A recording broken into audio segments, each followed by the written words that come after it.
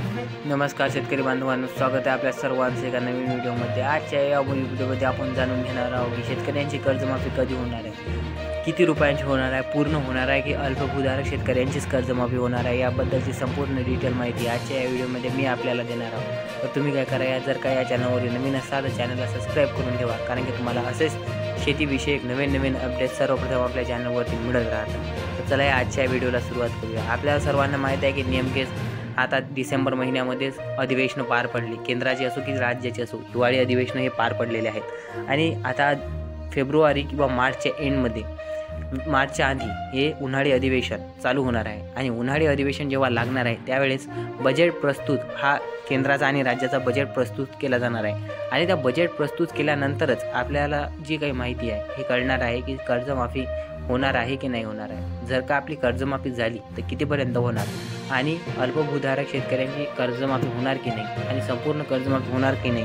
हे बजेट आल्यानंतरच संपूर्ण माहिती आपल्यासमोर उघड केली जाणार आहे। तरीसुद्धा मुख्यमंत्री एकनाथ शिंदे आणि देवेंद्र फडणवीस यांनी असे म्हटले होते की शेतकऱ्यांचे आम्ही ज्या घोषणा केलेल्या आहेत त्या सर्व घोषणा आम्ही पूर्ण करणार। आणि त्या घोषणेमध्ये एक घोषणा अशी सुद्धा होती की आम्ही शेतकऱ्यांचे संपूर्ण 7/12 हा कोरा करणार आहोत। आणि त्यावर आता ही सरकार कितपर्यंत ठाम राहते हे बघण्याजोगती गोष्ट आहे, कारण की आतापर्यंत त्यांचे लाडके बहिणीचे हप्तेसुद्धा वितरित झाले आणि नमोचे आणि PMचे हप्ते देखील पुढच्या महिन्याच्या तारखेला येणार आहे। तरीसुद्धा अजूनही शेतकऱ्यांच्या मनात संभ्रम निर्माण झालेला आहे की शेतकऱ्यांचे कर्ज माफ होणार आहे की नाही होणार आहे।